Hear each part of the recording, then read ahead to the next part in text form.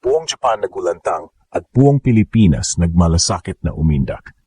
Alexandra Alex Ayala, ang batang Pinoy na sumabog sa 2025 season, pumasok sa Osaka Japan Open main draw matapos ang serye ng malalakas na palabas nitong mga nakaraang linggo.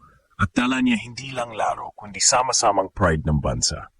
Ang momentum niya, career high WTA number 54, na iulat noong October 6, ang nagpatingkad sa story na ito.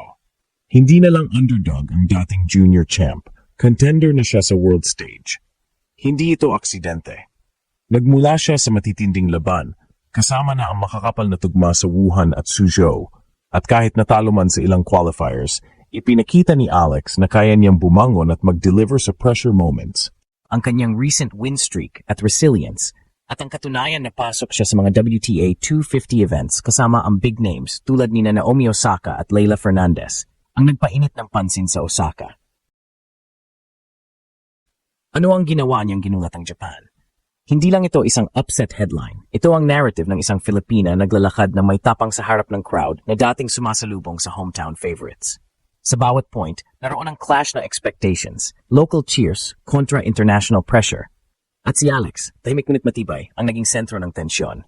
Ang Osaka Open Stage ay naging proving ground, may puso, skill at clutch genes. Sa likod ng sensational headline ay mas malalim na story, ang pagbuo ng isang bagong Filipino sporting icon. Hindi lang panalo ang usapan, legacy ang pinag-usapan. Ang pag-akyat niya sa rankings, ang historic US Open main draw win, at ang konsistenteng pagpakitang gilas sa tour, lahat ito nagkokonekta sa isang malakas na imahe. Alexandra Ala bilang sagisag ng bagong generasyong Pinoy sa tennis. Cliffhanger retention hook, hanggang saan ang mararating ni Alex sa Osaka at sa natitirang 2025 season. Tatapusin ba niya ang taon bilang seeded player sa mas malalaking events? At maaari na kaya siyang maging unang Pinay na umabot sa top 50? Abangan natin at sabay-sabayan nating ipagdiwang ang bawat set na magpapalapit sa kanyang pangarap. Sa entablado ng tennis, walang mas makapangyarihang simula kaysa sa isang breakout moment. Para kay Alexandra Alex Ayala, 2025 ang taon ng pagbibigay ngiti sa buong Pilipinas at paggulat sa buong Japan. Hindi na lang siya basta pangalan sa bracket, kundi isang seryosong kalaban na may dalang tapang at disiplina. Ang kanyang pag-akyat sa WTA ranking number 54 ay naging matibay na patunay na kabilang na siya sa elite circle ng tour. Mula sa matagumpay na kampanya sa mga WTA 125 tournaments hanggang sa matitinding laban sa Suzhou at Jingshan, ipinakita niya ang consistency at puso ng isang tunay na champion. Hindi lang basta pagpasok sa tournament ang kuwento ni Alex. Sa bawat laban, dala niya ang pangalan ng Pilipinas at ang misyon na patunayan na kayang makipagsabayan ng isang Pinay sa pinakamalalakas sa mundo. Inilunsad niya ang kanyang bid sa Japan Women's Open sa Osaka, kung saan kasabay niyang maglalaro ang ilang kilalang pangalan sa tour tulad ni Naomi Osaka at Leylah Fernandez. Dito, mas lumakas ang hype dahil ang Filipina tennis queen na dati underdog ay ngayon ay isa ng kinasisindakang contender. Bago pa man siya makarating sa Osaka, may mga panalong nagbigay ng malalaking alon sa tennis world. Sa US Open, kinulat ni Alex ang mundo ng talunin ng world number 14 na si Clara Tauson sa isang comeback win na itinuturing na makasaysayan. Siya ang unang Pilipina na nanalo ng main draw match sa Grand Slam sa Open era. Sa Miami Open, sumugod siya hanggang semifinals bilang wildcard at tinalo pa si Iga Swiatek sa quarterfinals. Patunay ng kanyang kakayahan laban sa mga top seeds. Sa Eastbourne Open naman, naging unang Pilipinang umabot sa final ng WTA Tour event na nagbigay sa kanya ng respeto mula sa buong tennis circuit. Ang lahat ng ito ay hindi lamang mga numero o record. Ito ay simbolo ng pag-angat ng isang atleta na may matatag na puso at paniniwala. Sa Osaka, hindi lang basta laban ang naghihintay. Ito ay isang prove-it moment, isang pagkakataon para patunayan na kaya niyang tumindig at manalo kahit sa sariling teritoryo ng mga kalaban. Sa bawat serve at bawat rally, ramdam ng crowd na may kakaibang presensya si Ayala. Kalmado, matalino at delikado. Habang papalapit ang laban sa Osaka, isa ang tanong ng lahat. Paano haharapin ni Alex Ayala ang pressure ng pagiging bagong star sa Asia? Magpapatuloy ba ang kanyang momentum o mas lalo pa niyang gugulatin ang mundo? Sa puntong ito, isang bagay lang ang malinaw. Sa bawat laban, mas lalong nagiging totoo ang katagang siya pala ang kinasisindakan ng Osaka. Pagdating ni Alexandra Ayala sa Osaka, ramdam agad ng mga tennis fans ang kakaibang enerhiya sa paligid. Hindi ito basta pagdalo ng isang rising player. Ito ay pagpasok ng isang bagyong Pinoy na kayang gulatin kahit ang pinakahinog sa karanasan. Sa bawat practice session, kapansin-pansin ang focus niya. Tahimik pero matalim, mahinahon pero puno ng apoy.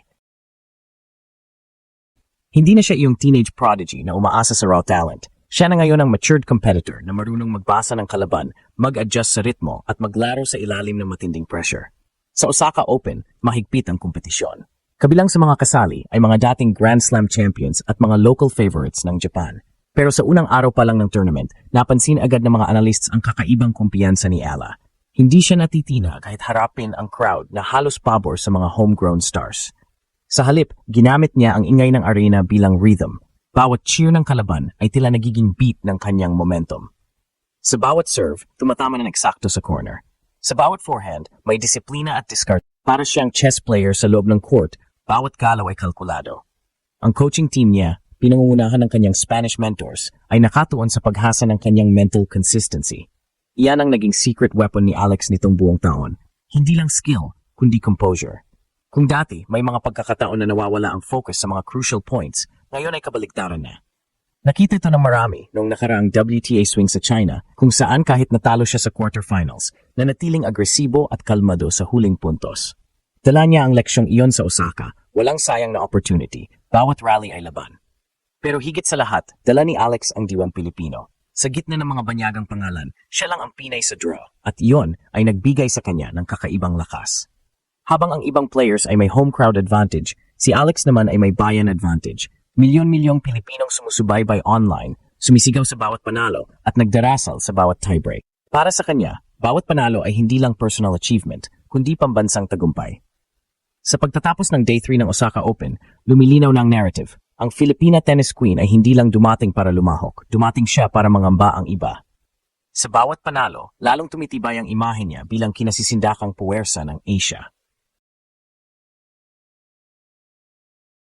At habang papalapit ang quarterfinals, isa lang ang bulungan sa mga press room ng Japan, si Ella, hindi basta-basta. Delikado yan. Habang papalapit ang finals ng Osaka Open, mas lalong lumalakas ang pangalan ni Alexandra Ella. Mula sa pagiging underdog, naging sentro siya ng atensyon, ang batang Pinay na kayang tapatan ang mga bigatin ng WTA. Sa bawat laban, mas malinaw na nakikita ng lahat kung bakit siya tinatawag ngayong kabas ng Osaka. Hindi lang dahil sa kanyang explosive forehands o matalinong baseline play, kundi dahil sa kanyang presensya, isang calm storm na nagpapahinto ng mga crowd. Ang mga Japanese fans na unay nagtataka kung sino siya, ngayon ay napapasigaw ng respeto. Sa bawat set na kanyang pinanalo, ramdam ang tensyon at paghanga. Sa gilid ng court, nakamasid ang mga coach at reporters. Alam nilang may bagong kuwento ng pagangat na nabubuo. Si Alex, tahimik lang sa panalo, pero halatang may determinasyong mas malaki sa trophy. Ngayon, ang tanong ng lahat, hanggang saan ang mararating ng Filipina tennis queen na ito?